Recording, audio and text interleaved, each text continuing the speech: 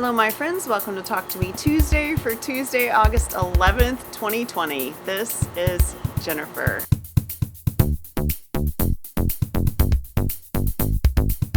I'm outside again.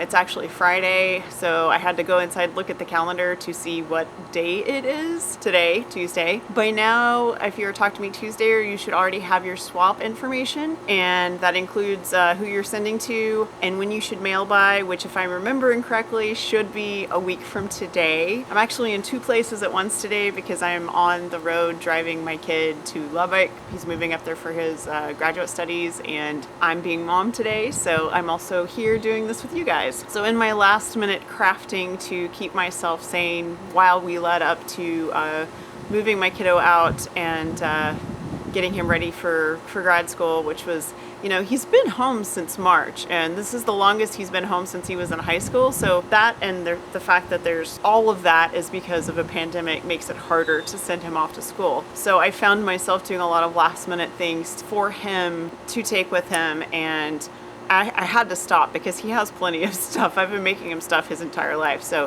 one of the things I did was I took the leftovers from his favorite hoodie from high school, and I turned it into a cushion, which is what I'm holding. So this is the front of the hoodie. I want to show you really quickly how I did this. It was really easy.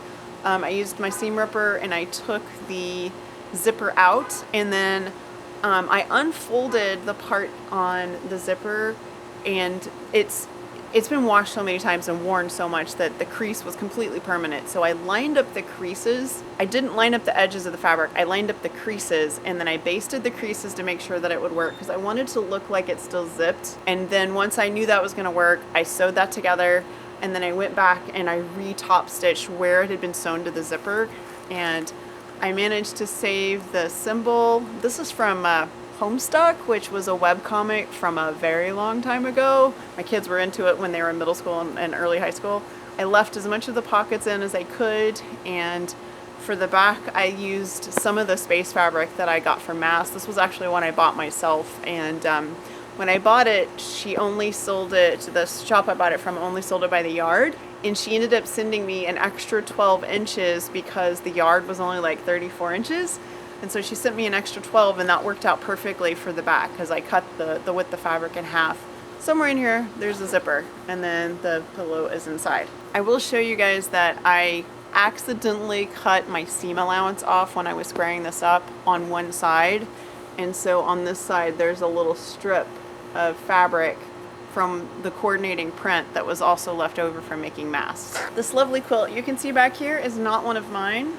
This was made by my friend Domine, and I quilted it for her. It's going to go to the Linus Connection. She gave me several quilt tops probably a month ago, and this is the third one I've quilted for. I have one more to go. I put this very vintagey looking fabric on the back because I thought it went well with this front fabric, and then I used this cool little, they almost look like fireflies or something, but I think they might be little flowers on the binding. You may have caught a sneak peek while I was showing you Domine's quilt of the other project that I did for myself, and I don't know if I've shared a picture with you or not at this moment on Friday afternoon. I have not, but I finished this today in the before times. The last time I went to Austin Creative Reuse, I bought an orphan block bag. It was like a zipper bag full of orphan blocks, and the one on the top was one of the funkiest, weirdest blocks I've ever seen, and I just fell in love with it. And I think the whole bag was like $2 or $3, and I bought the whole bag of orphan blocks literally for the block that was on top.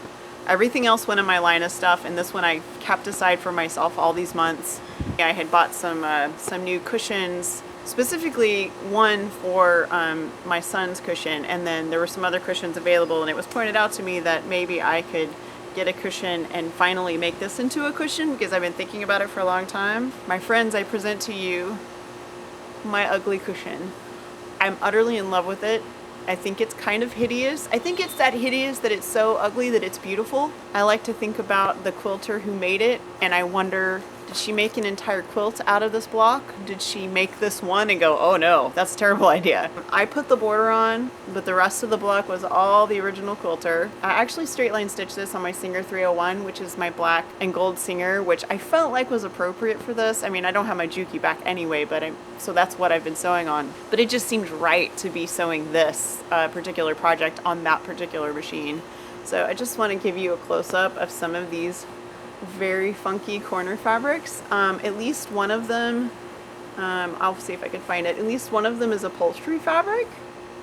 I'm absolutely sure this one, definitely upholstery fabric, and then this one is kind of nightgown weight. It had some almost like little eyelets in it. So the way I made this cushion was I had a leftover piece of fusible fleece, very, very lightweight fusible fleece, and once I pressed the heck out of this and got it as flat as I could, because it was not flat, and I ironed it onto the fleece, got it stuck very well, and then I went over and straight line quilted on either side of every seam to make sure that it was going to hold together. This was actually machine stitched. I wasn't super worried about those seams coming out, but I wasn't sure about the fabric, and I wanted it to be really well attached to the fleece on the underside. And then I have to show you, this fabric was in my stash, and I thought it was perfect to go with my funky, weird, ugly, beautiful cushion. So this is my new favorite thing. It's been a while since I did something for myself that wasn't a mask, and I'm delighted. I don't know why I love this so much, guys, but I do. So that is pretty much it for me. I hopefully will be back next week with something to show. It may just be me, because I will be gone for a good chunk of the week, and then I will probably be tired when I get home, because the fact of the matter is I'm gonna be tired. So we'll see. I don't know what I'll have to show you guys. Don't forget, tomorrow is more Jurassic Park. You can join the Facebook group for that, and all the designers are there. They can answer your questions, help you out, give you any like little bits of advice that you might need to get going on your quilt along, and I hope you guys are enjoying that if you're participating. And hopefully over the next couple of weeks we will have some swap reveals going on. I actually recorded a little bit with mine before I mailed it out, which by the time you see this I will have mailed it out. And so I'll hopefully be sharing that with you in the next week or two. I think that's all. I feel a little discombobulated doing this on a Friday afternoon instead of doing it on a Tuesday morning or even a Monday morning, but I think we did okay. I think we did fine. Maybe I'll have the chance to record a little bit while I'm out of town. We'll see. You guys have a wonderful week. Have a very crafty week. I hope you're well. I love you guys. I see you next week. Bye. My neighbor's backing into their driveway. He's a painter. Let's hold on a second.